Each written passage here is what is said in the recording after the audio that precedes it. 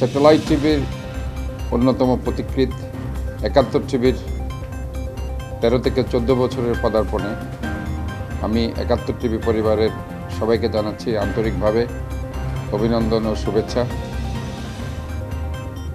বাংলাদেশের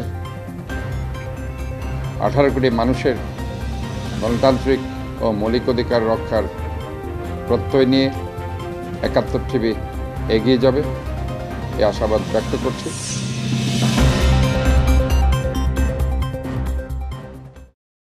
৭১ টিভির ১৩তম প্রতিষ্ঠাবার্ষিকীতে শুভেচ্ছা জানাই। বাংলাদেশে নতুন প্রেক্ষাপটে জুলাইকে ধারণ করে গণমাধ্যমের ভাষা নির্মিত হবে, এটাই আমাদের প্রত্যাশা।